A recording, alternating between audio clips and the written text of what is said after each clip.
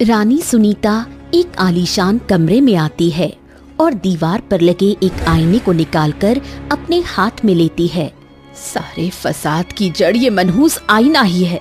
तभी वहाँ रानी सुनीता की बेटी राजकुमारी अवनी आती है। नहीं माँ नहीं। तभी रानी उस आईने को नीचे फेंक देती है और वो आईना जैसे ही टूटता है तो उसके सारे कांच के टुकड़े उड़ते हुए राजकुमारी अवनी के शरीर में आकर घुस जाते हैं और राजकुमारी अवनी का शरीर खून से लाल हो जाता है और राजकुमारी नीचे गिरकर बेहोश हो जाती है। अब क्या राजकुमारी अवनी की मौत हो जाएगी? अब ये तो हमें नहीं पता। आखिर इस आईने का और राजकुमारी का क्या राज है, ये जानेंगे हम बाद में। पहले हम चलते हैं राजकुमारी अवनी के बीते जीवन में कि आखिर राजकुमारी अवनी और उस आईने का क्या राज है।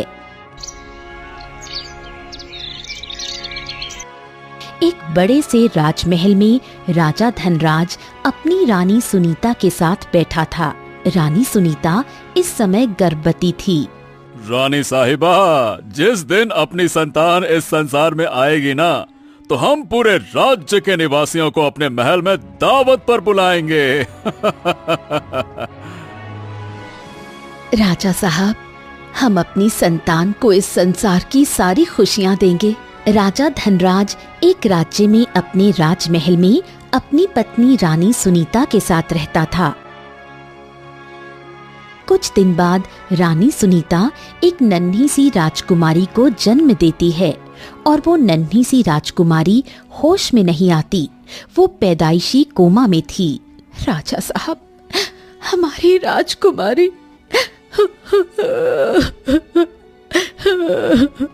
रोइए मत रानी साहिबा, हम अपनी राजकुमारी को ठीक करने के लिए अपनी जी जान एक कर देंगे। तभी राजा अलग अलग वैद्यों को अपने राजमहल में बुलाता है और उन्हें अपनी नन्ही राजकुमारी का इलाज करने के लिए कहता है, पर किसी के भी पास राजकुमारी को ठीक करने का उपाय या दवा नहीं होती। एक शाम राजा के महल में एक बूढ़ा वैद्य आता है। हमारी बच्ची को होश में लाने के लिए हम अपनी तमाम संपत्ति भी लुटाने के लिए तैयार हैं। बस एक बार हमारी नन्ही राजकुमारी को होश आ जाए। महाराज, आपकी राजकुमारी पैदाइशी कोमा में है, इसीलिए इनका इलाज कर पाना और ये पता लगा पाना कि राजकुमारी को क्या बीमारी है, ये मुश्किल है राजा साहब। अब तो एक ही रास्ता है, राजकुमारी को अब किसी की दुआ ही ठीक कर पाएगी। अपनी राजकुमारी को ठीक करने के लिए हम कुछ भी करने को तैयार हैं। तभी राजा धनराज नगर के राज्य के गरीब निवासियों को मुफ्त में अनाज, पैसा, धन ये सब देने लगा और उन सबको राजकुमारी के लिए प्रार्थना दुआएं करने के लिए कहने लगा। अब इसी तरह 25 साल का लंबा अरसा बीत जाता है।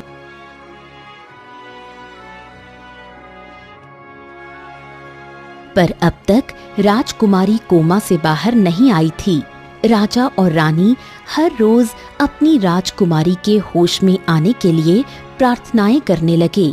राजकुमारी, जिसका नाम अवनी है, वो अब जवान हो चुकी थी। वो अब तक कोमा से बाहर नहीं आ पाई थी। एक शाम, कितने साल बीत गए पर हमारी राजकुमारी अब तक होश में नहीं आई।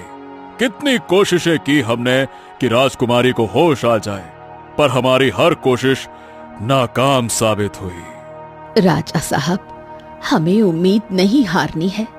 हम इस मुश्किल समय से लड़ेंगे और अपनी बच्ची को इस परेशानी से बाहर निकालेंगे। दोनों रोज अपनी बेटी राजकुमारी अवनी के पास घंटों बैठकर अपने दुख को जाहिर करते रहते। कुछ दिन बाद राजा के महल में एक भिखारी आता है। राजा साहब, आपकी राजकुमारी सालों से बीमार हैं और आप उन्हें होश में लाने के लिए सालों से संघर्ष कर रहे हैं ना? हाँ, पर तुम्हें ये सब कुछ कैसे पता? राजा साहब, मैं आपकी राजकुमारी को होश में ला सकता हूँ। ये सुनकर राजा और रानी दोनों दंग रह जाते हैं। सच में तुम हमारी बच्ची को होश में ला सकते हो? हाँ। हाँ, अगर तुमने ऐसा कर दिखाया ना मुसाफिर, तो हम तुम्हें सोने की अशर्फियों से माला माल कर देंगे। अरे तुम्हें दुनिया भर की तमाम दौलत दे देंगे। तभी वो भिखारी अपने थैले से एक आईना निकालता है और वो आईना राजा को देता है। राजा साहब, ये एक जादुई आईना है। इसे राजकुमारी के चेहरे के सामने ले जाइए। जैसे ही राजकुमारी की छवि इस आईने के अंदर पड़ेगी, उसी समय राजकुमारी को होश आ जाएगा। पर याद रहे, ये आईना कभी टूटना नहीं चाहिए। तभी राजा रानी उस जादुई आईने को लेकर राजकुमारी अवनी के पास आते हैं और जैसे ही उस आईने को राजकुमारी के सामने रखते हैं तो राजकुमारी का चेहरा उस आईने में दिखने लगता है। तभी राजकुमारी को सच में होश आ जाता है और राजकुमारी पहली बार अपनी आंखें खोलकर इस दुनिया को देखती है। मेरी बच्ची को होश आ गया। हाँ, हमारी राजकुमारी होश में आ गई। राजकुमारी ने पहली बार दुनिया को देखा था, इसलिए वो अपने माता पिता को पहचान नहीं पाती। न वो बोलना जानती थी। उसे इस दुनिया के बारे में, इंसानों के बारे में या किसी भी चीज के बारे में कोई खबर नहीं थी। वो खामोश होकर राजा रानी और कमरे को देखने लगी। राजकुमारी बिटिया, हम आपके पिता हैं और ये हैं आपकी माँ। राजकुमारी अवनी हैरत भरी निगाहों से सब देखने लगी, पर उसे बोलना नहीं आ रहा था। अब धीरे धीरे राजा रानी राजकुमारी को हर चीज के बारे में बताने लगे। उसे दुनिया के बारे में बताने लगे। उसे बात करना, हर चीज सिखाने लगे। करीब 6 महीने में राजकुमारी इस दुनिया को समझ जाती है और बातें करना, चीजों को समझना, बातों को समझना सब सीख जाती है। राजकुमारी अवनी काफी सुंदर थी। एक शाम राजा रानी और राजकुमारी तीनों अपने महल में थे। पिताश्री, लोग बचपन से दुनिया को देखते हैं और मैं आधी उम्र बीत जाने के बाद इस दुनिया को देख पा रही हूँ। हाँ बेटिया, आपको होश आ गया। बस यही पल हमारे जीवन के सबसे अनमोल पल हैं। तुम्हारे कमरे में जो आईना दीवार पर लगा हुआ है ना, वो एक जादुई आईना है। उसी की वजह से तुम होश में आई हो। उस आईने का हमेशा ख्याल रखना बिटिया। रानी साहिबा, हम 6 महीने से उस भिखारी आदमी की खोज में हैं, जिसने हमें वो जादुई आईना दिया था, पर वो हमें अब तक कहीं मिल नहीं पाया। न जाने वो अचानक से कहां गायब हो गया। वो व्यक्ति हमारी राजकुमारी के जीवन में फरिश्ता बनकर आया था। हम जीवन भर उसके आभारी रहेंगे। अब इसी तरह दिन प्रतिदिन बीतने लगे। राजकुमारी काफी जालिम थी। वो नगर के गरीब निवासियों पर बहुत जुल्म सितम करती थी। एक शाम राजकुमारी अपने कमरे में उस जादुई आईने के सामने खड़ी थी। जादुई आईने, इस राज्य की सबसे सुंदर लड़की हम ही हैं, पर हम चाहते हैं कि हम और सुंदर दिखने लगें। अब इसके लिए हमें क्या करना होगा? राजकुमारी जी, इसके लिए आपको कुछ सुंदर लोगों की तस्वीरें मेरे अंदर दिखानी होगी। फिर मैं उन लोगों की सुंदरता अपने जादू से अपने अंदर खींचकर उन लोगों की सुंदरता आपके अंदर डालूंगा। ऐसा करने से हम सुंदर और जवान दोनों हो जाएंगे। हाँ राजकुमारी जी। ठीक है जादुई आईने, हम रोज सुंदर लोगों को तुम्हारे सामने पेश करेंगे और तुम उन लोगों की सुंदरता अपने अंदर खींचकर उनकी सुंदरता हमें देते जाना। अगले दिन राजकुमारी अपना वो जादुई आईना लेकर बग्गी में सवार होकर नगर में आती है और अपने नौकर भोला से कहती है, भोला, इस नगर में जितने भी सुंदर लोग हैं उन सभी को हमारे पास लेकर आओ। जो हुक्म रानी साहिबा।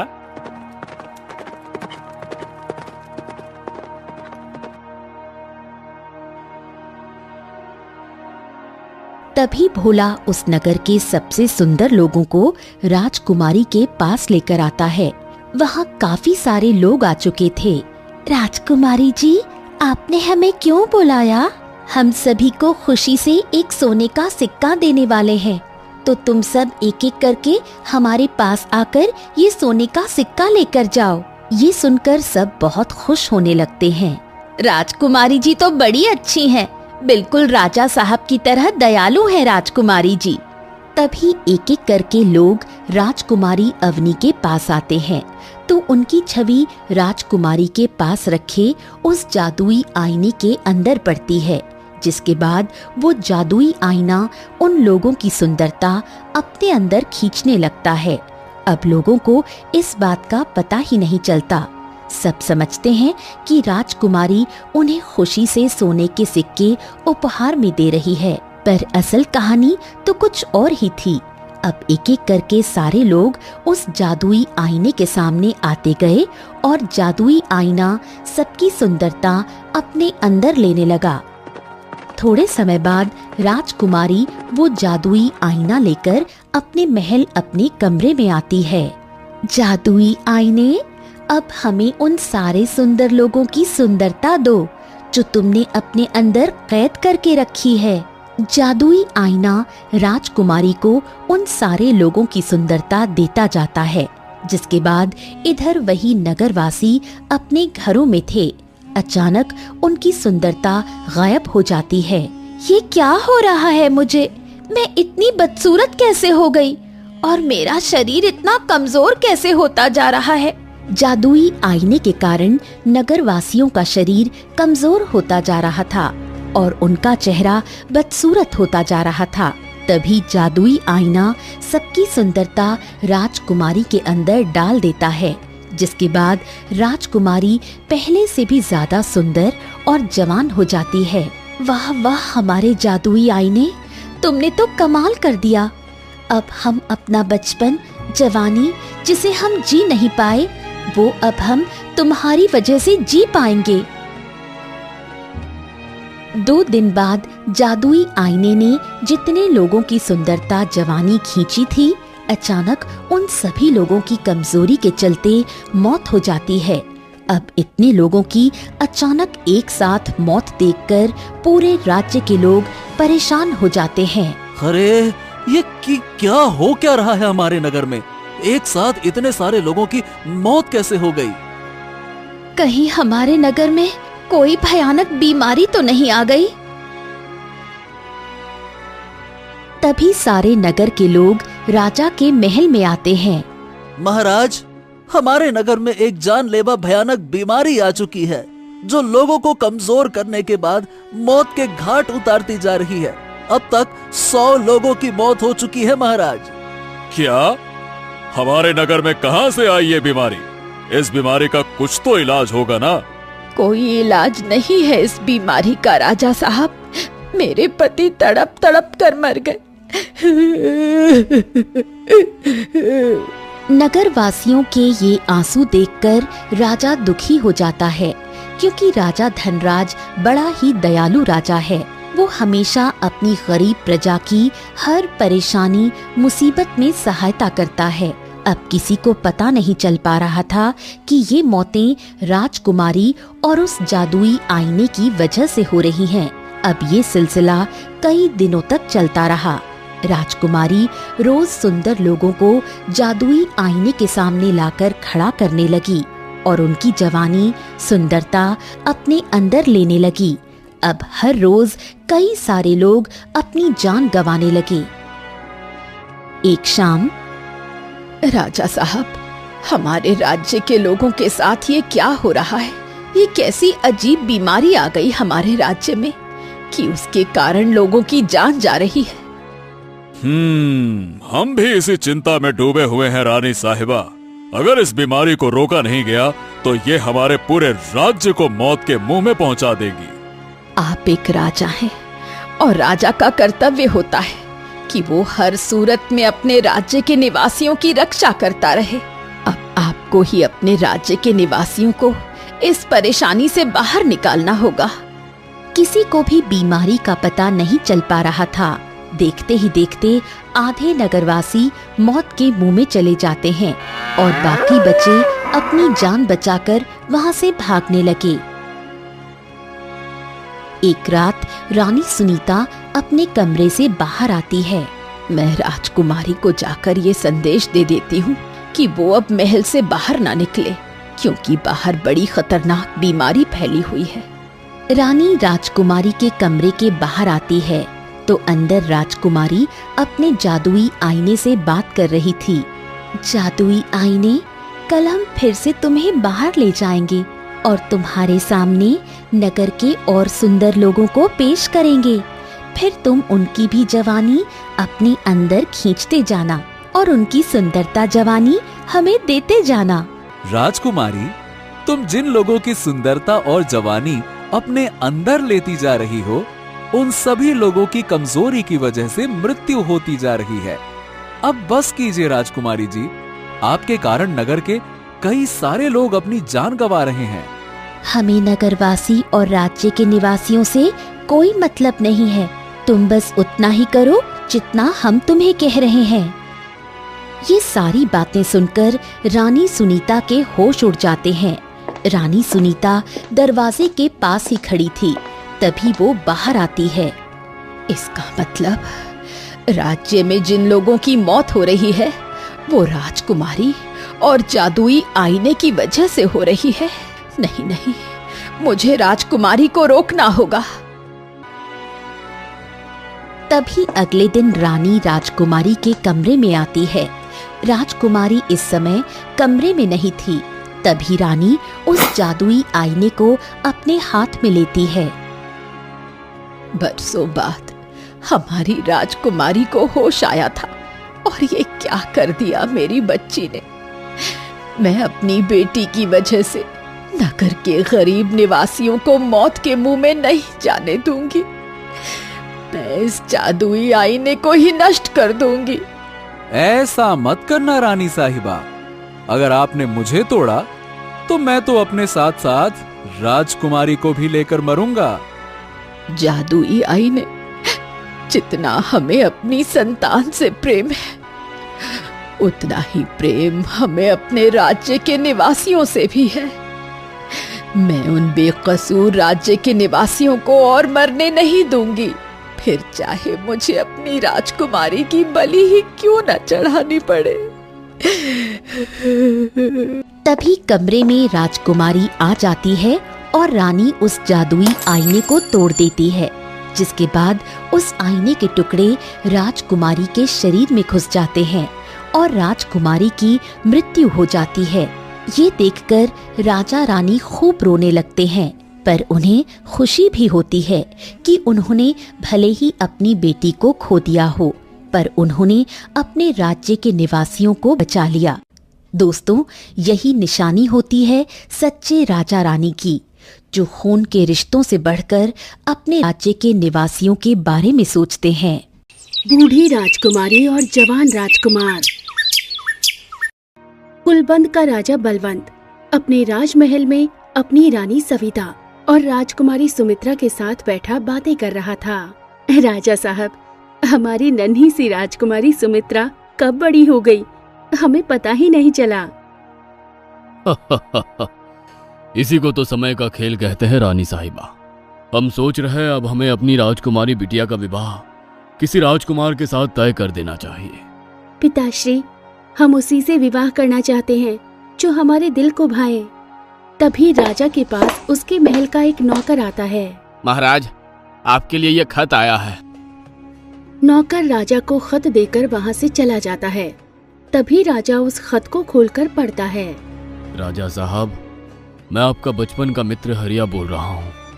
मैंने अपने घर पर 100 गरीब लोगों को दावत पर बुलाया है और मैं चाहता हूँ आप मेरे घर पधारिए और ये शुभ कार्य आप अपने हाथों से कीजिए। अरे वाह, हरिया भाई साहब तो बड़ा ही नेक काम कर रहे हैं। हमारा मित्र बड़ा ही दयालु है रानी साहिबा। हम सब अवश्य जाएंगे हरिया के घर।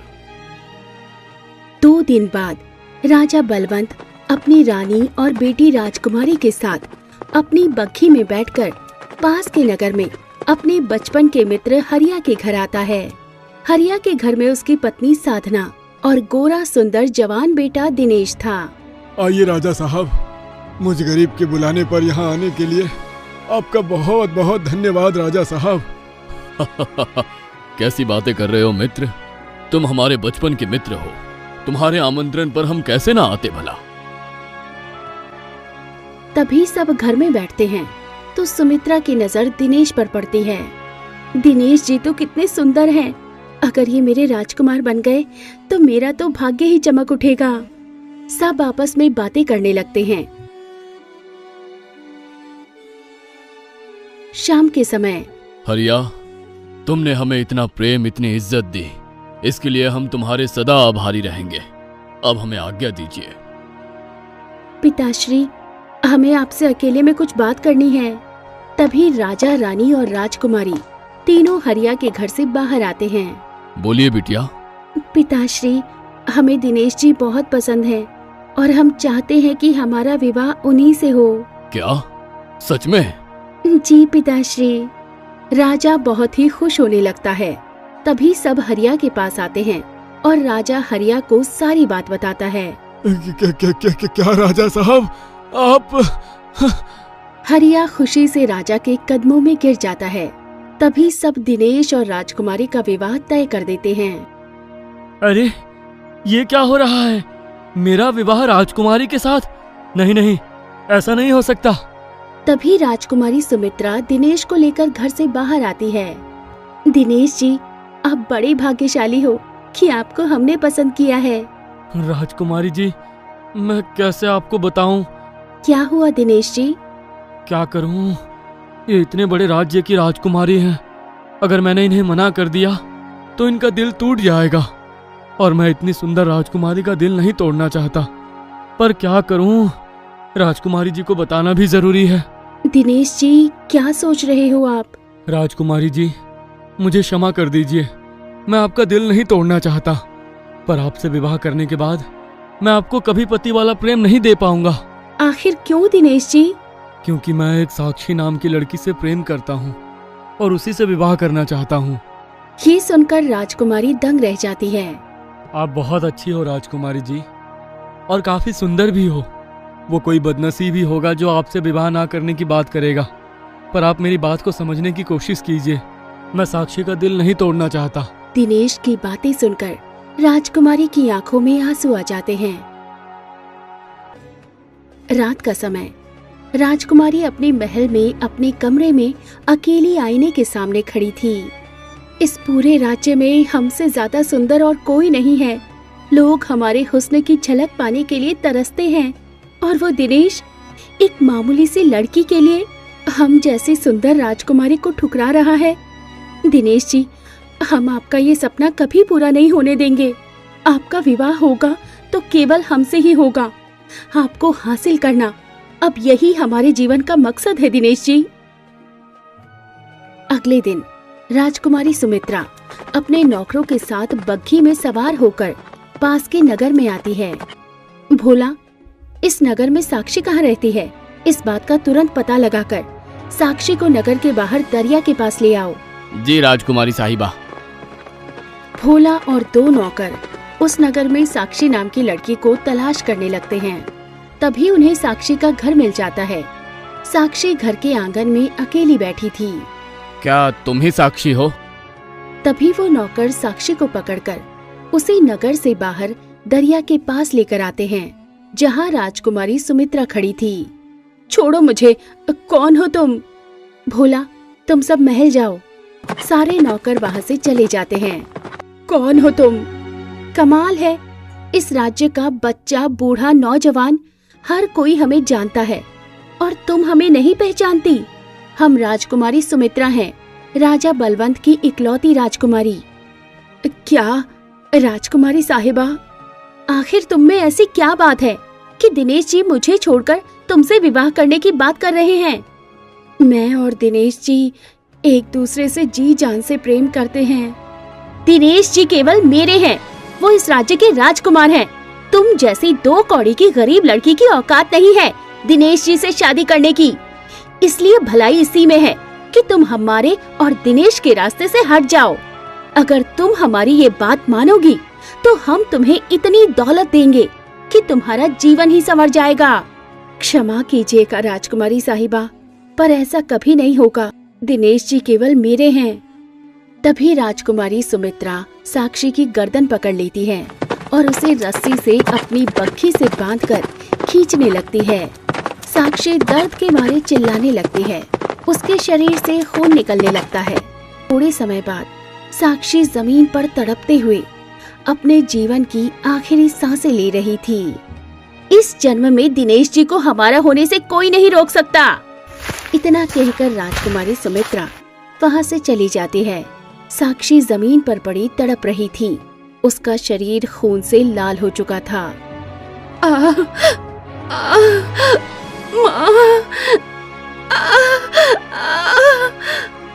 साक्षी बेतहाशा तड़प रही थी। मेरे दिनेश को मुझसे छीन रही हो ना तुम राजकुमारी। मेरी बद्दुआ है तुझे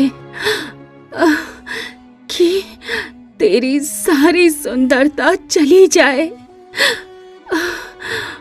और जो भी तुझे देखे वो तुझसे मुंह फेर ले। तभी साक्षी की आंखें और सांसें दोनों बंद हो जाती हैं और साक्षी की दर्दनाक मौत हो जाती है। जब साक्षी की मौत की खबर दिनेश को मिलती है तो दिनेश का रो रो कर हाल बेहाल हो जाता है। तभी पिता के कहने पर दिनेश कुछ ही दिनों बाद राजकुमारी सुमित्रा से विवाह कर लेता है। अब विवाह के बाद दिनेश राजकुमारी सुमित्रा के महल में ही राजकुमारी के साथ रहने आ जाता है। विवाह की पहली रात राजकुमारी अपने आलीशान कमरे में बैठी थी। तभी अचानक राजकुमारी सुमित्रा बूढ़ी हो जाती है और उसका शरीर और चेहरा बूढ़ा हो जाता है। उसके बाल सफेद हो जाते हैं, चमड़ी पर झुर्रियां आ जाती हैं। अरे ये क्या हो गया हमें? हमारा शरीर ऐसा क्यों हो गया? तभी राजकुमारी आईने के सामने आकर खुद को देखती है तो अपने इस बुढ़ापे वाले अवतार को देखकर उसकी आंखें फटी की फटी रह जाती हैं। ये क्या हो गया हमें? हम बूढ़े कैसे हो गए? तभी वहाँ दिनेश आता है। राजकुमारी जी, ये क्या हो गया आपको? आप बूढ़े कैसे हो गए? दिनेश जी देखिए ना, क्या हो गया हमें? हम अचानक से बूढ़े कैसे हो गए? राजकुमारी का चेहरा काफी बदसूरत हो चुका था। तभी वहाँ राजा और रानी आते हैं। वो भी राजकुमारी का ये रूप देखकर दंग रह जाते हैं। ये क्या हो गया हमारी राजकुमारी को? माँ, माँ! राजकुमारी अपनी माँ के गले से लिपटकर खूब रोने लगती है। अगर राज्य में किसी को राजकुमारी के इस रूप की खबर भी लग गई ना, तो सब हमारा बहुत मजाक उड़ाएंगे और हम ये कतई नहीं चाहते कि इस राज्य में हमारा अपमान हो। मैं किसी वैद्य या चिकित्सक को लेकर आता हूँ। नहीं दामाद जी, राजकुमारी की इस बीमारी का इलाज नहीं हो पाएगा। अब तो एक ही रास्ता बचा है, हमें राजकुमारी को मृत्यु दंड देना होगा। ये सुनकर राजकुमारी सुमित्रा और रानी सविता रोने लगते हैं। ये आप क्या बोल रहे हो राजा साहब? नहीं राजा साहब, ये गलत है। हम कोशिश तो करके देखते हैं ना, शायद राजकुमारी जी ठीक हो जाएं। हम इनकी इस बीमारी की खबर बाहर नहीं जाने देंगे। तभी सब राजकुमारी को एक कमरे में कैद कर देते हैं। उसके बाद दिनेश और राजा राजकुमारी का काफी इलाज करवाते हैं। इसी तरह कुछ दिन बीत जाते हैं। काफी इलाज, काफी टोटके आजमाकर भी राजकुमारी सुमित्रा का ये बुढ़ापा नहीं जाता। एक शाम राजा एक ज्ञानी पुरुष को लेकर अपने राजमहल में आता है और उन्हें राजकुमारी की बीमारी की सारी बात बताता है। तभी ज्ञानी पुरुष अपने तंत्र मंत्र से राजकुमारी के ऊपर आए इस बुढ़ापे के राज का पता लगा लेते हैं। राजकुमारी का ये बुढ़ापा राजकुमारी की ही गलती के कारण आया है। राजकुमारी ने दिनेश की प्रेमिका साक्षी को जान से मारकर बहुत बड़ा पाप अपने सर पर मोल लिया है। साक्षी की ही बद्दुआ से राजकुमारी सुमित्रा को यह बुढ़ापा आया है। ये सुनकर सब दंग रह जाते हैं। क्या राजकुमारी ने किसी की हत्या कर दी? तभी राजकुमारी सुमित्रा सबको सारी बात बताती है। मुझे पाने के लिए आपने एक गरीब लड़की को मौत के मुंह में पहुंचा दिया राजकुमारी जी। सब राजकुमारी को बुरा भला कहने लगते हैं। हमें क्षमा कर दीजिए, हमें नहीं पता था कि साक्षी के साथ गलत करने पर हमारे साथ इतना बुरा हो जाएगा। हमें क्षमा कर दीजिए, क्षमा कर दीजिए। ज्ञानी बाबा, मेरी राजकुमारी को इस समस्या से बाहर निकालने का कोई तो उपाय होगा ना। राजकुमारी को उस स्थान पर जाकर साक्षी की आत्मा से क्षमा मांगनी होगी जहां राजकुमारी ने साक्षी की हत्या की थी। शायद साक्षी की आत्मा राजकुमारी को माफ कर दे और शायद राजकुमारी फिर से अपने असली रूप में प्रवेश कर जाए। तभी राजकुमारी सुमित्रा गिरते पड़ते महल से बाहर दौड़ती हुई आती है। कोई भी राजकुमारी सुमित्रा को इस बुढ़ापे वाले अवतार में पहचान नहीं पा रहा था। तभी राजकुमारी सुमित्रा और सब उस दरिया के पास आते हैं जहां राजकुमारी ने साक्षी को जान से मारा था। साक्षी, साक्षी, हमें माफ कर दो साक्षी, हमने तुम्हारे साथ बहुत बुरा किया। साक्षी, हमें माफ कर दो। राजकुमारी जमीन पर घुटनों के बल बैठकर रोने लगती है। तभी वहां साक्षी की आत्मा आती है। ये देखकर वहां खड़े राजा, रानी, दिनेश और सब दंग रह जाते हैं। क्या हुआ राजकुमारी जी? उस दिन तो आप मुझे बहुत अकड़ दिखा रहे थे और आज घुटनों के बल बैठकर मुझसे क्षमा मांग रहे हो। कहाँ गई आपकी वो अकड़? साक्षी, हमें क्षमा कर दो, हमें अपने किए पर बहुत पछतावा है। साक्षी, हमें क्षमा कर दो। साक्षी, क्षमा कर दो। तभी राजकुमारी के लाख मिन्नतें करने के बाद, 1000 बार गिड़गिड़ाने के बाद भी साक्षी की आत्मा राजकुमारी को माफ नहीं करती। साक्षी, अब तुम तो मेरे जीवन में नहीं हो, ना मैं तुम्हें कभी पा सकूंगा, पर मेरे जीवन में अब राजकुमारी जी हैं। इनके लिए ना सही, पर मेरे लिए राजकुमारी जी को क्षमा कर दो। ये सुनकर साक्षी की आत्मा दुखी हो जाती है। दिनेश जी, आप इस जन्म में भी मेरे हैं और अगले 7 जन्मों तक आप मेरे ही हो। भले ही मेरा शरीर आपके साथ नहीं होगा, पर यह आत्मा हमेशा आपके साथ रहकर आपको जी भरकर प्यार करेगी। दिनेश जी। तभी साक्षी की आत्मा राजकुमारी सुमित्रा के शरीर में घुस जाती है, जिसके बाद राजकुमारी सुमित्रा पहले की तरह सुंदर और जवान हो जाती है। ये देखकर सब बहुत खुश होने लगते हैं। उसके बाद राजकुमारी के शरीर में साक्षी की आत्मा हमेशा के लिए प्रवेश पा लेती है।